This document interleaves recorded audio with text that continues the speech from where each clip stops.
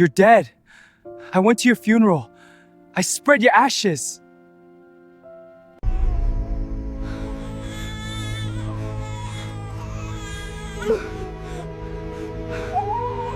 The smoke hadn't cleared yet when Tamara saw him.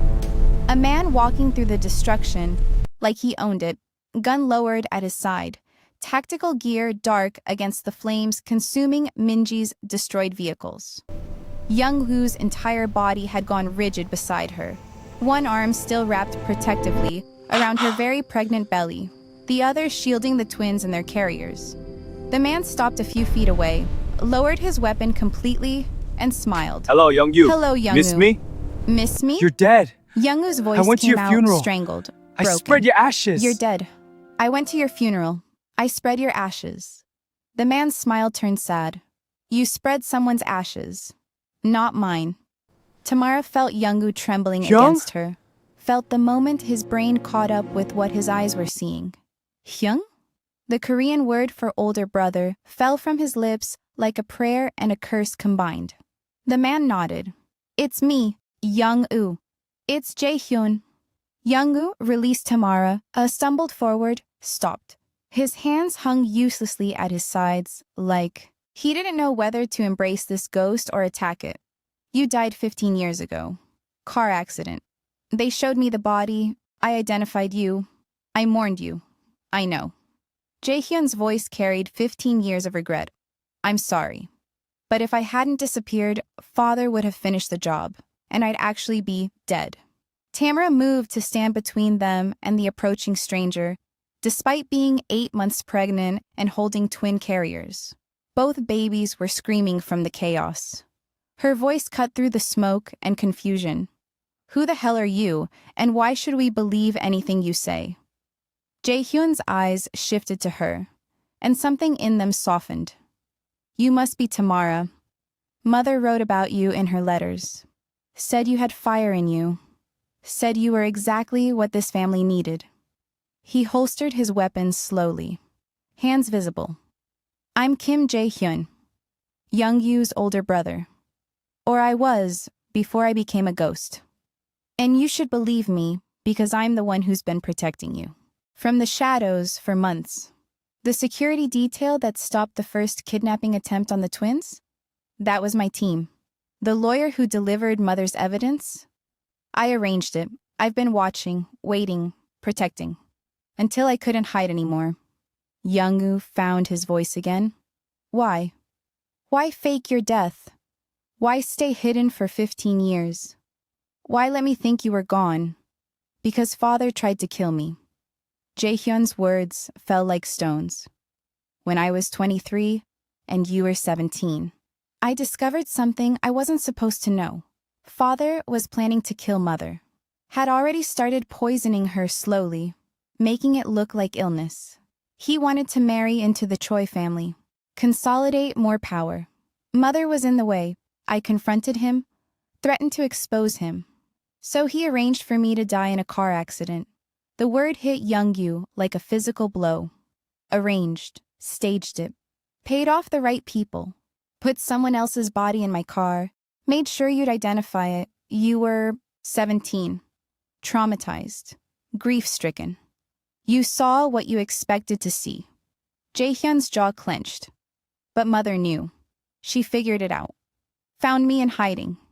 She's the one who told me to stay dead. Said Father would keep trying to kill me if he knew I survived. So I disappeared, built a new identity, a new life. And I've been watching over you ever since. Because Mother asked me to. Young-u's legs gave out. He sat heavily on the ground amid the glass and destruction. You've been alive this whole time, watching me, while I suffered, while Mother died, while everything fell apart. I know. Jae-hyun's voice broke. I know, and I'm sorry. But Mother made me promise. Made me swear I'd only come back when Father's power was truly broken. When it was safe. She died protecting that secret, protecting me. So you could eventually be free. Tamara watched Young-u process this. Watched 15 years of grief turn into confusion, turn into rage. Why now? If you've been hiding for 15 years, why reveal yourself tonight? Because father knows. Jae-hyun pulled out his phone, showed them photos. Jae-won with several men, clearly surveillance photos. Even in prison, he has Rach. He discovered I'm alive 2 weeks ago. More importantly, he discovered I have a family, a wife, 2 children, and he's using them as leverage to force me out of hiding. Yongu looked up sharply. You're married? 10 years now. Jae-hyun's expression softened briefly. Yuki. Japanese. We met in Tokyo. Have a son and daughter. 7 and 5 years old. They're the reason I stayed hidden. I couldn't risk father finding them. But now he has. So hiding is pointless. He looked between Young-u and Tamara. We take down father together. Permanently. Or we all lose everything. Tamara shifted the twins to a safer position, her mind racing through implications. How do I know you're really who you say you are? How do I know this isn't another trap? Jae-hyun smiled sadly. You don't, but I can prove it. He pulled up a video on his phone. Security footage from inside Mrs. Kim's hospital room dated months before her death. In the video, an Asian man in a baseball cap entered late at night, sat beside Mrs. Kim's bed. She woke, saw him, smiled. No fear? Just love. They spoke quietly. Before he left, he kissed her forehead. That's me. 3 months before she died.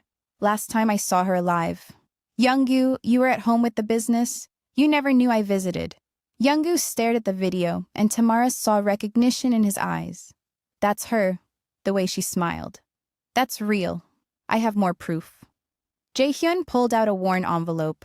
Mother's handwriting. For my sons, when they're together again. Want me to read it? Young-u nodded, unable to speak. Jae-hyun opened the letter carefully, like it was sacred. To my sons, if you're reading this together, I've succeeded in my final mission, keeping you both alive until you could stand against your father as one. Jae-hyun, I know these 15 years have been lonely. I know you resented me for asking you to hide, but you were always the gentlest of my sons. You needed protecting. Young-u, I know you've carried so much weight alone. I know you've made mistakes in your grief, but you have your brother's strength in you. Together, you're what your father fears most. Not because you have power, because you have each other. Choose love. Choose forgiveness. Choose family over empire. The woman who carries your children, Yongu, she understands this. Let her teach you. My time is ending. Yours is beginning. Make it matter. With all my love, Mother. The silence after was broken only by the twins' continued crying and distant sirens approaching. Yongu stood slowly, walked to his brother, and without a word, pulled him into an embrace. 15 years of grief and anger and relief poured out in that moment. Jae-hyun returned it, both men shaking with emotion. Tamara watched them and thought about mothers who protected their sons, even from the grave. About families torn apart by power and greed. About how Mrs. Kim had seen something in her worth writing about in letters. About how she was standing amid destroyed cars and broken glass, 8 months pregnant, holding twins, watching 2 brothers reunite while sirens wailed in the distance. We need to move. Jae-hyun pulled back first. Minji's people will report this. Police will come. We need somewhere safe to talk, to plan. Your safe house is compromised. Jae-hyun looked at the destroyed building. I have a place, a real one, secure. Father doesn't know about it. Young-u looked at Tamara, waited for her decision. Not his, hers. She met his eyes, then Jae-hyun's. If you're lying, if this is a trap, I'll kill you myself. Jae-hyun's smile was genuine. I wouldn't expect anything less. Mother was right about you. They left before the authorities arrived, slipping away in one of Jae-hyun's vehicles. Behind them, the safe house smoldered. Another casualty in a war that had been raging since before any of them were born. The next 3 days passed in a blur of revelations and planning. Jae-hyun's real safe house was a converted warehouse in an industrial area of Seoul. Nondescript on the outside, surprisingly comfortable inside. He'd been building his own network for 15 years, separate from the Kim family empire. Security consultants, private investigators, reformed criminals who owed him favors. A shadow organization built on the principle of taking down people like his father. Yongu and Jae-hyun spent hours catching up on 15 years, sharing stories, comparing scars. Tamara watched them rebuild their brotherhood and thought about her own father, absent from her life for 5 years by her choice. She'd left Nigeria to escape his control, his plans for her life, his disappointment that she'd chosen nursing over his business empire. She wondered if he knew where she was, if he cared. On the third morning, her question was answered. Jae-hyun's security cameras picked them up first. 3 black Mercedes sedans, expensive and official-looking, pulling up to the warehouse entrance. Young-u and Jae-hyun immediately went on alert, but Tamara felt something cold settle in her stomach. She knew those vehicles, that style, that type of security. Nigerian diplomatic plates. Young-u read from the monitor. Who the hell would that be? Tamara's voice came out flat. My father. Yongu turned to her sharply. What? My father. Chief Emmanuel Ibrahim. Wealthy shipping magnate. Has diplomatic connections across Africa and Asia. Tamara moved to the window, though she couldn't see the entrance from here. I haven't spoken to him in 5 years. How did he find me? The Kim family scandal has been international news. Jae-hyun pulled up news articles on his laptop. Look. Korean crime empire collapses. Billions in assets seized. Kim Hare's secret family revealed? There are photos from the hospital. Paparazzi caught you in the background. Your face is visible. Someone must have recognized you. Young-u moved to stand beside her. Someone who knew you were his daughter. The Nigerian community in Seoul. Tamara closed her eyes. There's a church I used to attend. Before everything. They would have recognized me, would have contacted him. Jae-hyun's security team reported in. 6 men plus 1 primary. The primary is requesting to see Tamara Ibrahim. Claims to be her father. Has legal documentation. Let him in. Tamara's voice was steady. I'll face him. Young-u started to protest, but she cut him off. He's my father. I'm not hiding from him. Chief Emmanuel Ibrahim entered the warehouse like he was walking into a boardroom.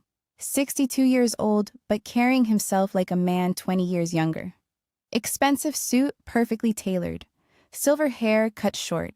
Dark eyes that missed nothing. Behind him came 2 lawyers in equally expensive suits and 4 security personnel who looked like they ate bullets for breakfast. His eyes found Tamara immediately. Ignored Young-u and Jae-hyun completely. Crossed the space between them in long strides. Tamara. His voice carried decades of authority and disappointment. What have you done to yourself? Tamara stood her ground, one hand protectively on her very pregnant belly. Hello, father. I see international news to find out my daughter is living with a Korean criminal, pregnant with his child. Already has 2 others. His eyes raked over the twins playing on a mat nearby. You look like a refugee, living in a warehouse. Where is your dignity? I left my dignity in Nigeria. Tamara's voice was cold. Along with my freedom. That's why I came to Korea. To find both. To become this? Emmanuel gestured sharply at her pregnant form, at the warehouse around them. A kept woman for a mafia boss? Mother would be ashamed. Don't you dare mention her. Tamara's voice rose. Don't you dare use her memory to manipulate me. You used to do that when she was alive too. Your mother wants this for you. Your mother expects better. She died exhausted from trying to meet your expectations. Emmanuel's face hardened. I gave you everything.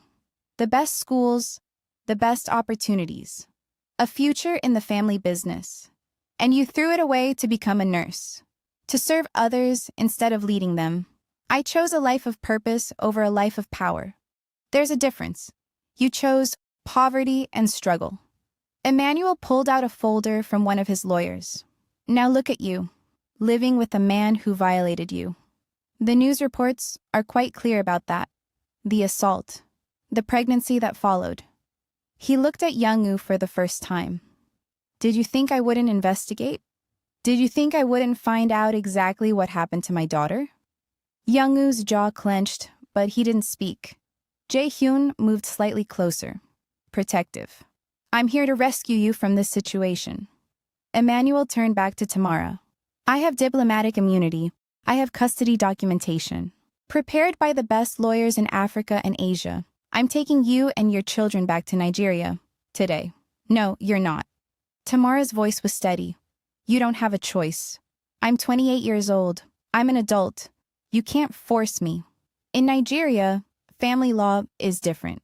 Emmanuel opened the folder, especially when the woman in question has been victimized, traumatized, is living in unstable conditions with a violent criminal. I have medical evaluations ready to be filed claiming you're not mentally competent to make decisions for yourself or your children. I have diplomatic channels that will expedite custody transfer. I have political connections that will ensure no Korean court can stop me. Tamara felt cold wash over her. You declare me incompetent? Your own daughter? To save you? Yes. Emmanuel's voice softened slightly. Tamara, look at yourself. Look at this situation. You were assaulted. You're pregnant with his child. You're living in hiding. This is not the life I raised you for. You didn't raise me for any life. Tamara's voice shook.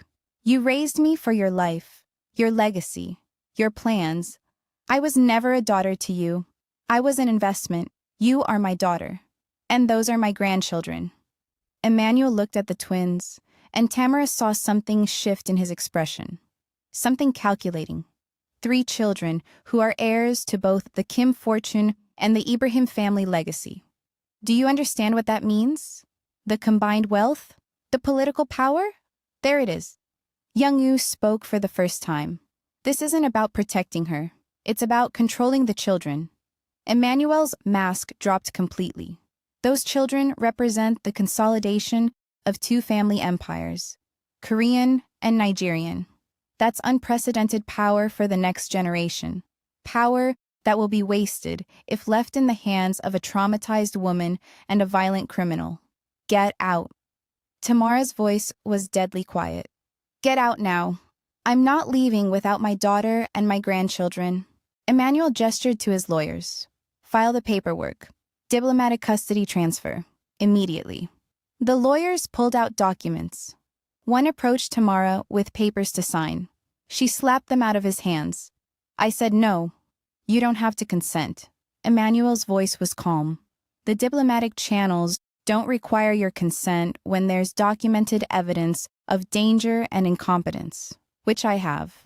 Photographs of your living conditions, medical records of the assault, psychiatric evaluations from Nigerian doctors who've never met you but who owe me favors. It's all here, legal, binding.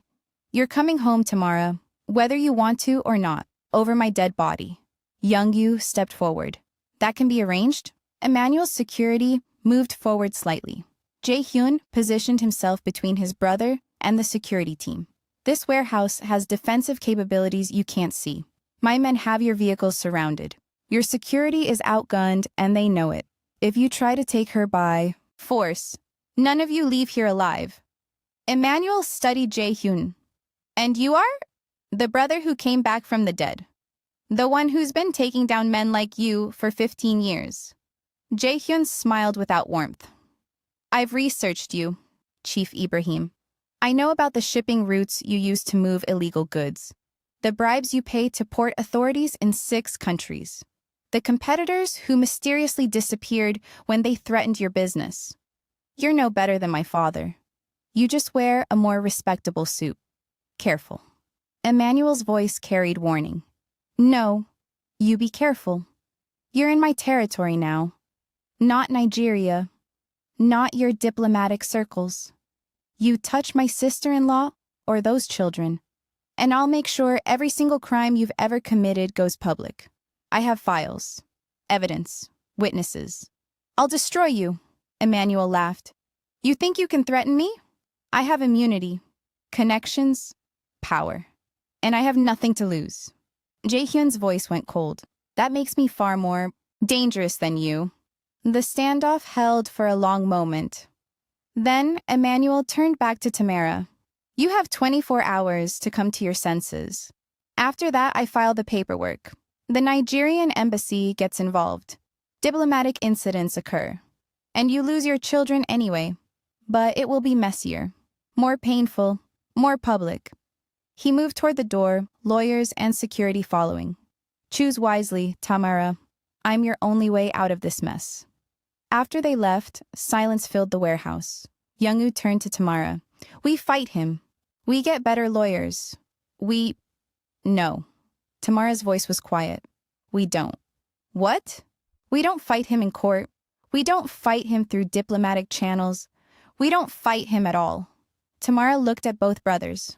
Not the way you're thinking. Then how? Jae-hyun asked. I take away the one thing he's counting on. Tamara moved to the laptop, pulled up news sites. He's counting on me staying hidden. Staying quiet.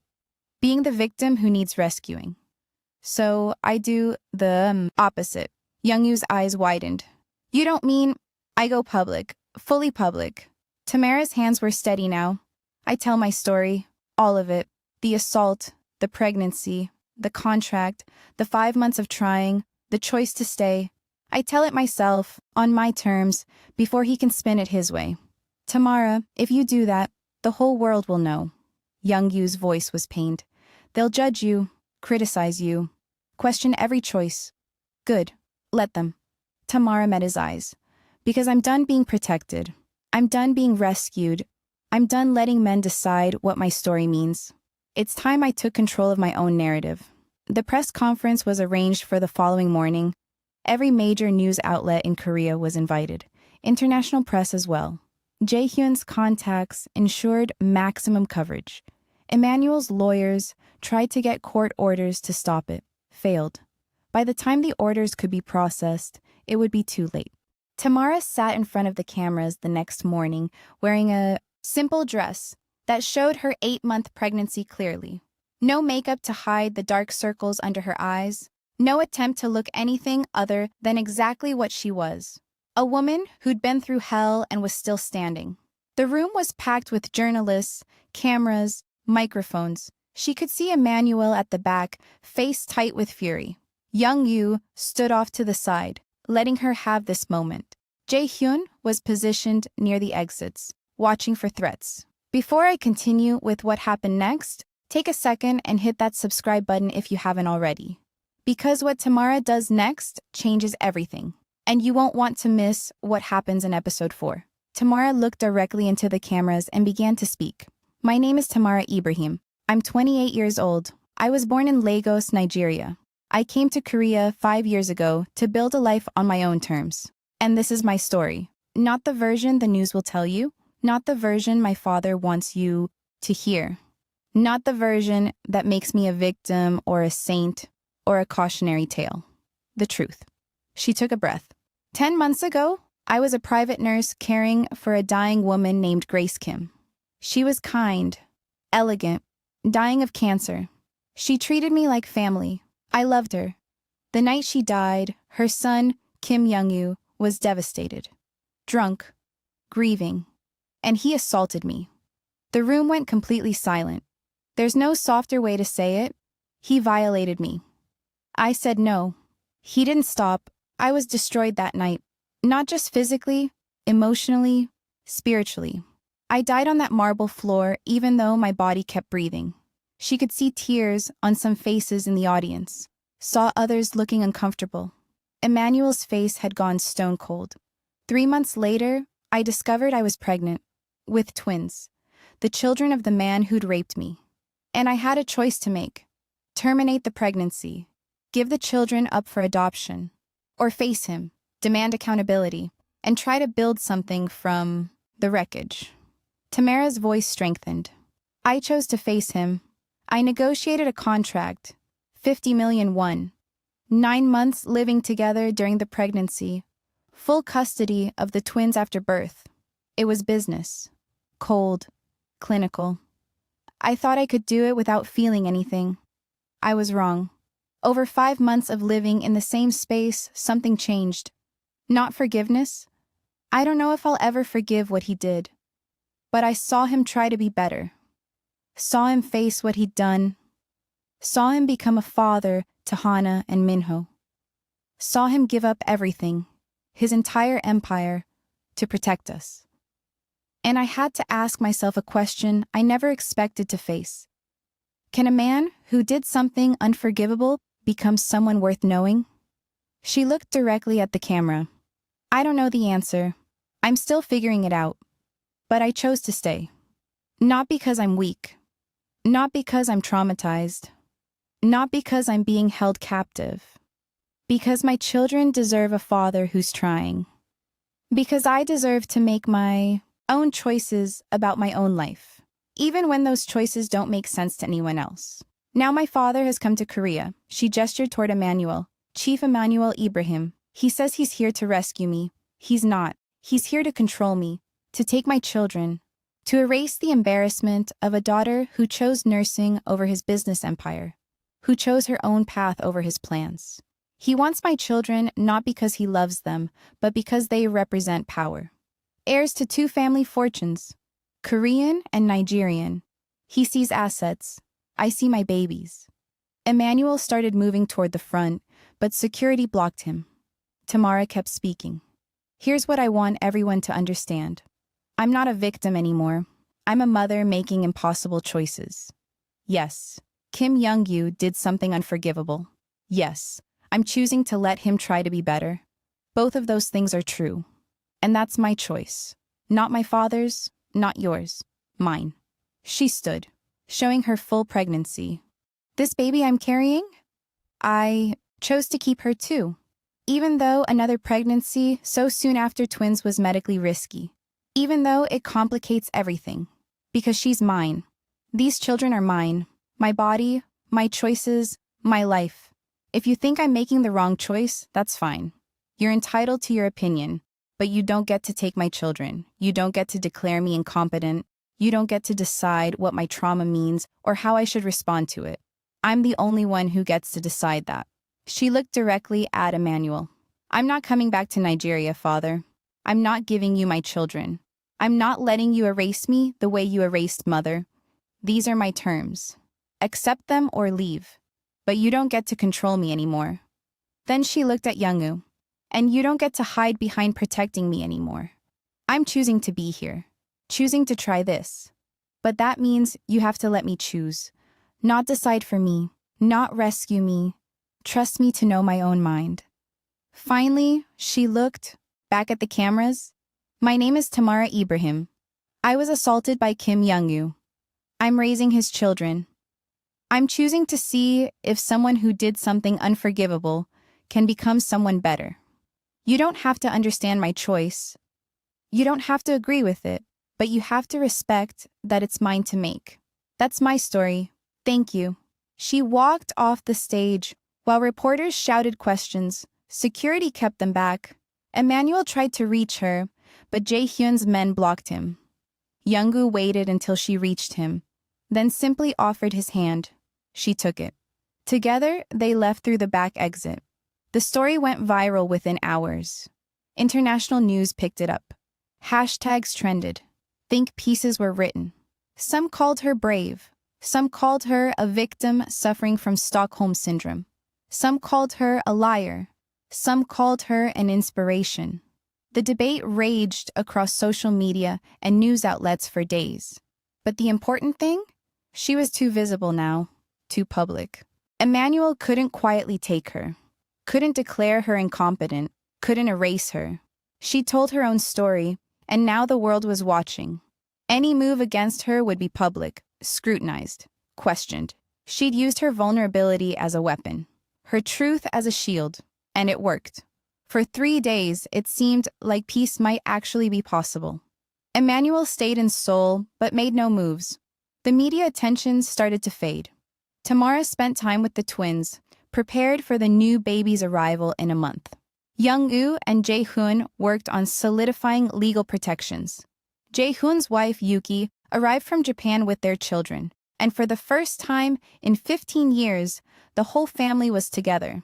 Tamara watched Yongu meet his niece and nephew for the first time, watched the brothers play with all the children together, and thought maybe, just maybe, they'd won. She should have known better. On the fourth night after the press conference, Jae-hyun received a call. He answered, listened, and his face went white. He looked at Yongu across the room. "We need to talk. Now." They stepped into a private room. Tamara followed, sensing disaster. "What is it?" Jae-hyun showed them his phone. Security footage from his home in Japan. His house, empty. Signs of forced entry. No Yuki, no children. They'd returned to Japan 2 days ago, thinking it was safe. It wasn't. "Where are they?" Young-u's voice was tight. Jae-hyun's phone buzzed. A text from unknown number. Video file. He opened it with shaking hands. The video showed Yuki and the children, scared but unharmed, in what looked like a warehouse. A voice off-camera spoke. "Your father says hello. You have 48 hours to turn yourself in. Confess to every Kim family crime. Take full responsibility. Clear everyone else. Or your family dies." You know he means it. The video ended. Jae-hyun sat down heavily. He found them. I kept them hidden for 15 years, and in 3 days, he found them. "How?" Young-u demanded. "Because I came out of hiding." Jae-hyun's voice was hollow. "The moment I revealed myself, he started looking. Had people tracking my every move. Traced back to Japan, to Yuki, to the kids. I led him right to them. We'll get them back." Young-u started planning. "We'll find where they're holding them. No." Jae-hyun stood. "We won't. Because I'm turning myself in. I'm confessing. You can't. I can, and I will." Jae-hyun's jaw set. "They're my family, Yongu. My wife, my children. I'll burn before I let him hurt them. If you confess, you'll go to prison for decades. Everything father did, you'll take the blame. I know." Jae-hyun looked at Tamara. "But you'll be safe. The immunity deal extends to everyone if I take full responsibility.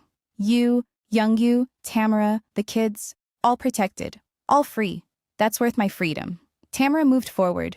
"You just got your family back. Don't do this. I'm doing it to keep my family alive." Jae-hyun pulled out a USB drive. Young-u, mother, left this. "I was saving it for the right moment. She recorded it a week before she died. It's the truth about our family, everything she never told us. Watch it. Learn what she was protecting us from. And take care of your family. That's all that matters now." The next 12 hours were a nightmare of negotiation. Jae-hyun's lawyers tried to find alternatives. Young-u contacted every connection he had. Tamara even called Emmanuel, asking if his diplomatic connections could help. He refused unless she agreed to return to Nigeria. She hung up on him. In the end, there was no other way. Jae-hyun turned himself in, made a full confession to police, claimed responsibility for decades of Kim family crimes, said he'd orchestrated everything. Young-u had been innocent, just following orders from his older brother who'd been secretly alive all along. The confession was detailed, specific, impossible to refute. Within 6 hours, Yuki and the children were released, sent back to Japan with protection, and Jae-hyun was transferred to the same prison holding his father. Young-u stood outside the police station, watching his brother be taken away in handcuffs, and felt like he was 17 again. Watching his brother die, unable to stop it, Tamara held his hand tightly. "We'll get him out. We'll find a way. He gave himself up for us." Young-u's voice broke, sacrificed everything. "That's what family does." Tamara pulled him close. "And we'll honor that by protecting what he saved. Our children, our chance, our future." They returned to Jae-hyun's warehouse, which was now theirs. Emmanuel had left Korea finally, though his parting words were ominous. "This isn't over, Tamara. You've won a battle, not the war." Young-u watched his brother being transferred between prisons on the news and felt the weight of guilt and gratitude crushing him. That night, Alone in their room, he finally opened the USB drive Jae-hyun had left. Tamara sat beside him as Mrs. Kim's face appeared on screen. She looked weak, tired, but peaceful. Like she'd made her decision and was at peace with it. My sons, if you're watching this together, I've succeeded. You have each other again. That's all I ever wanted. Her smile was gentle. But there's something you need to know. Something I've kept from you your entire lives to protect you. The Kim Empire. It wasn't built by your father. It was built by women. Young-u and Tamara exchanged glances. What? Mrs. Kim continued. Your grandmother, your great-grandmother, my own mother. We were the ones with the business sense, the connections, the intelligence. Korean society wouldn't accept women at the head of corporations, so we operated through our husbands. Let them take credit. But we were the architects. For 4 generations, Kim women have built and protected this empire. And your father? The video cut off. Screen went black. Young-u tried to reload it. File corrupted. No. He tried every recovery method he knew. Nothing. Worked. That section of the video was gone. Just gone. What was she going to say? Tamara whispered. What did she want us to know about father? Young-u's phone buzzed. Text from unknown number. I have the full video. The uncorrupted version. And the truth about what your mother was protecting you from. Meet me at the address below. Tomorrow, midnight. Come alone. Well, not alone. Bring Tamara. She needs to hear this too. Signed, MK. MK? Young-u stared at the initials. Who's MK? Your mother was Grace Kim. Tamara's mind worked. The Kim family names all follow Korean traditions. If there's another Kim woman? The phone buzzed again. Another text. Since you're clearly confused, I'll help. MK stands for Margaret Kim. Your mother's older sister. Your aunt. The one nobody told you existed. The one who knows all the family secrets. See you tomorrow night. Don't be late. And don't tell anyone else. This is family business. Young-u felt the world tilt again. Mother had a sister? How do we not know this? Because your father erased her. Tamara's voice was quiet. Just like he tried to erase Jae-hyun. Just like Emmanuel tried to erase me. Powerful men erase the women who threaten them. Tomorrow night, they drove to the address. An upscale apartment building in Gangnam, penthouse level. The door was unlocked. They entered cautiously. The apartment was elegant, expensive, filled with Korean art and antiques. In the center of the living room, sitting in a chair like a queen on a throne, was an elderly Korean woman. She had to be in her 70s, but she carried herself like royalty. Silver hair perfectly styled, expensive hanbok dress, jewelry that could fund a small country, eyes that saw everything, and on her face, a smile that reminded Young-u painfully of his mother. Hello, nephew. Her English was perfect, accented but clear. I'm Margaret Kim, your mother's older sister, your aunt. She gestured to seats across from her. Sit. We have much to discuss. Young-u and Tamara sat. Why now? Young-u asked. Why reveal yourself now after all these years? Because my sister is dead. My nephew has 3 children. And the Kim bloodline finally continues through a woman strong enough to protect it. Margaret looked at Tamara with approval. Grace wrote about you, said you were fierce. She was right. What do you know about the Kim Empire? Tamara asked. Everything. Margaret pulled out an old photograph. 3 young Korean women in traditional dress, standing together. That's my mother. That's me. That's Grace, your mother, 3 sisters. We built the Kim Empire together. Not our husbands, not our brothers, us. Korean society in the 50s and 60s didn't accept women in business. So we operated through men. Let them take credit. But we were the power behind everything. Then why did father have control? Young-u demanded. Because he discovered the truth. Margaret's smile turned cold. Discovered that his wife's family had more power than he did. His pride couldn't handle it, so he systematically eliminated us.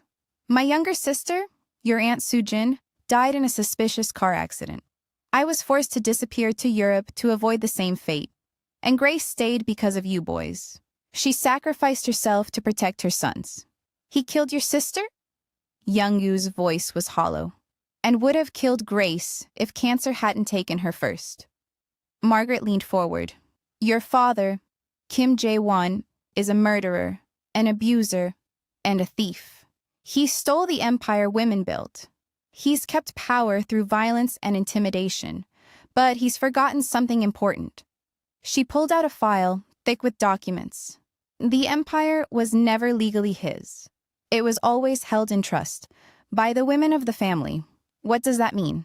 It means, Margaret smiled, every asset, every company, every piece of the Kim empire. It's registered to a trust, controlled by Kim women. Your mother, me. And now, she looked at Tamara, the mothers of the next generation. Your children's mother, you. Me? Tamara stared. Grace made sure of it before she died. Changed the trust documents. Named you as successor trustee. Margaret slid the documents across. Congratulations, Tamara Ibrahim. You're now one of the most powerful women in Korea. You control the Kim empire. Not Jae-won, not even Young-u. You. Young-u looked at the documents, at Tamara, at his aunt. Mother did this? She knew you'd need protection. Margaret's voice was gentle. She knew you'd need power. She gave it to the one person who would use it wisely. The one who already proved she could face impossible situations and make hard choices. But I don't want the empire. Tamara's voice shook. I don't want power. I just want my children safe. Then use the power to keep them safe. Margaret stood, walked to the window overlooking Seoul. Your father is in prison, but he has connections. Money hidden. People who owe him. He will try to get out. He will try to reclaim control. Unless you stop him. Permanently, use the trust to strip him of everything. Every asset, every connection, every penny. Leave him with nothing. That's how you protect your family. How do we know you're telling the truth? Young-u stood. How do we know you're not trying to manipulate us too? Margaret turned, and in her eyes was the same look Mrs. Kim used to have. Fierce love mixed with sadness. Because unlike everyone else, I'm not asking you for anything.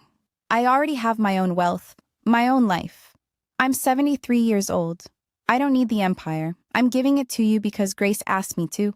Because those children deserve better than what we had. She pulled out another USB drive. The full video. Everything Grace wanted you to know. Watch it. Decide for yourselves. But decide quickly. Your father's lawyers are already working on his appeal. You have maybe 3 months before he finds a way out. She handed Young-u the drive. I'll be in touch. There's more you need to learn, more secrets, more truths. But for now, watch what your mother wanted you to see. Honor what she sacrificed for, and protect those children. That's what matters. Margaret walked them to the door. Before they left, she touched Tamara's face gently. My sister was right about you. You're exactly what this family needed. Someone who understands that real power isn't domination, it's protection. She looked at Young-u. Your mother loved you both. Everything she did, every lie she told, every secret she kept, it was all to keep you alive. To give you a chance your father would have denied you. Use that chance. Make it matter. They drove home in silence, the USB drive feeling like it weighed 1,000 pounds. Emmanuel had left Seoul, but continued sending threatening messages. The trust documents made Tamara one of the most powerful women in Korea, but she had no idea how to use that power. Jae-hyun was in prison taking responsibility for crimes his father committed. And somewhere, somehow, Jae-won was planning his next move. But for tonight, they sat in their room, started the uncorrupted video, and watched Mrs. Kim reveal the full truth. It was 3 hours long. It explained everything. The matriarchal structure of the Kim empire. How Jae-won had systematically eliminated the women who threatened his control. How she'd hidden Jae-hyun to save at least one of her sons from his father's violence. How she'd transferred power to Tamara, knowing that only someone outside the family's corruption could possibly save it. At the end, Mrs. Kim looked directly at the camera. To Tamara, because I know you're watching this with my son. You're stronger than you know, braver than you believe. Use that strength to protect my grandchildren. Use that courage to build something better than what we had. Don't let the empire corrupt you. Don't let power change you. Stay who you are. That's your real power. And Young-u, she smiled at the camera. Her son, I'm so proud of who you're becoming. Not the man your father tried to make you. The man you chose to be. Keep choosing. Keep trying. Your mother loves you. Both of you. Always. The video ended. Yongu and Tamara sat in silence. Finally, Tamara spoke. What do? We use the power Mother gave us. Young-u's voice was firm. We protect our family, all of it. Jae-hyun's family, our children, even Yuki and the kids. We use the trust to strip Father of every connection, every resource, every way he could hurt anyone ever again. And my father? We deal with him too. Young-u looked at her. Together. As partners. Not me protecting you. Not you fighting alone. Together. Tamara nodded. Then let's begin. The next morning, Ibrahim woke up in his Lagos mansion to discover his bank accounts frozen. His shipping company seized by international authorities. His diplomatic connections severed. His political allies distancing themselves. Someone had released every piece of evidence about his illegal activities to the right authorities. His empire was collapsing in real time. In Seoul, Kim Jae-won woke in his prison cell to find his lawyers had abandoned him. His bail denied. His assets seized. His network of connections mysteriously no longer returning calls. Someone with incredible power had systematically dismantled everything he'd built over 60 years. Both men received the same message. A text from an unknown number. This is what happens when you threaten the wrong family. You're done, both of you. The women you tried to erase? They're the ones who destroyed you. Consider this mercy. We could have done worse. Signed, the Kim women. Margaret Kim sat in her penthouse apartment and smiled. Grace would have loved this. 4 generations of Kim women had built an empire while men took credit. Now, finally, a Kim woman was openly taking control. And that woman wasn't even a Kim by blood. She was better. She was someone who understood that real power came from protecting what mattered, not dominating what threatened you. Margaret's phone rang. Tamara's voice came through. It's done. Both fathers are neutralized. What's next? Next, Margaret said, we talk about the other families, the ones your father and Young-u's father were connected to. The network of powerful men who've been helping each other maintain control for decades. We dismantle them too. All of them, one by one. How? The same way we dismantled your fathers. With truth. With evidence. With the power they thought we didn't have. Margaret looked out over Seoul. Welcome to the family business, Tamara. The real family business. The one the men never saw coming. But that same night, as Tamara fed the twins and felt her third baby kicking inside her, as she thought about the power she now held and the responsibility that came with it, her phone buzzed. Unknown number. New message. She opened it. Video file. Playing automatically. The video showed a prison visiting room.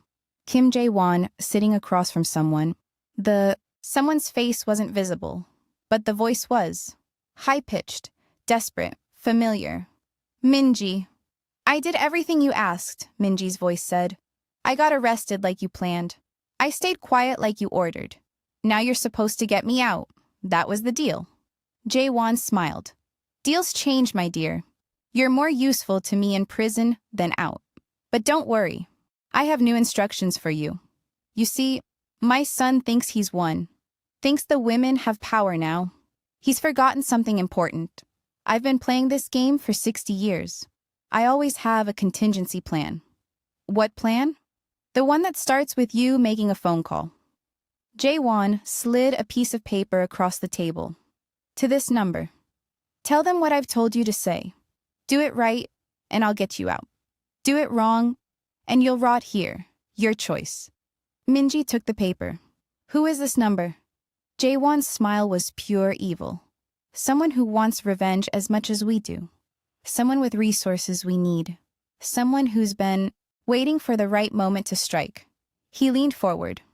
Tell them the woman is vulnerable. The babies are unprotected. The brother is in prison. The other brother thinks he's safe. Now is the time. Strike hard. Strike fast. Strike where it hurts most. The video ended. Text appeared on Tamara's screen. Thought you'd want to know your enemy is still playing. Father hasn't given up. Neither has Minji. They're planning something. Something big. Be careful. Be ready. Signed, a friend. Tamara stared at her phone. Felt the baby kick inside her. Looked at the twins sleeping peacefully. Thought about Young-u in the next room. About Jae-hyun in prison. About the power she now held and the enemies still circling. She'd thought the press conference had ended the fight. She'd been wrong.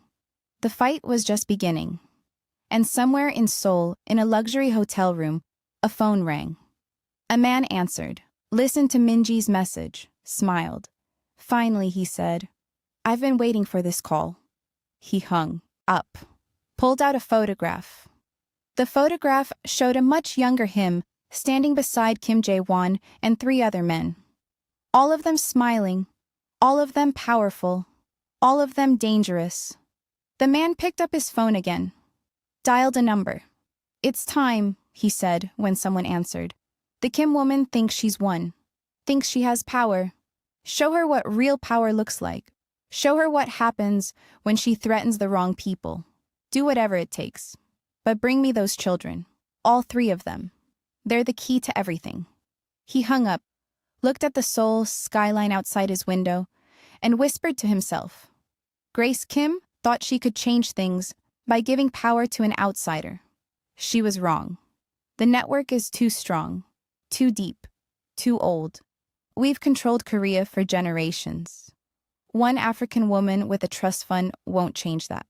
Time to remind everyone who really runs this country. In the nursery, Tamara felt a chill run down her spine, looked at her sleeping babies. Something was coming. Something bigger than her father's. Bigger than Minji. Something that had been watching from the shadows all along. She picked up her phone, called Young-u. We have a problem. A big one. Across Seoul, Margaret Kim sat in her apartment watching security footage of the man in the hotel room. Watched him make his call. Watched him pull out that photograph. And she smiled grimly. So he's finally making his move. Took him long enough. She picked up her own phone, made her own calls, to people who owed the Kim women favors, to connections built over 50 years of secret power, to the network of women who'd been operating in the shadows while men thought they ruled. If he wants a war, Margaret said quietly, we'll give him one. But this time, the women fight back. This time, we don't hide. This time, we end this. All of it. Permanently. And in his prison cell, Jae-hyun lay on his bunk, staring at the ceiling, thinking about his family, his brother, his nephews, and niece, and wondering if his sacrifice would be enough. Wondering if Young-u and Tamara could face what was coming. Wondering if the storm he'd seen building on the horizon would destroy everything they'd fought for. The answer, he suspected, would come soon. Very soon. And it would test them all in ways they couldn't imagine. The question was, would they survive it? Give this video a like if you're as hooked as I am on where this story's going. And don't forget to subscribe to K-Mafia Romance Stories, because episode 4 is going to be insane. Type episode 4 in the comments if you're ready to find out who this mysterious man is, what he wants with the children, and whether Tamara and Young-u can survive what's coming. Trust me, you won't want to miss what happens next.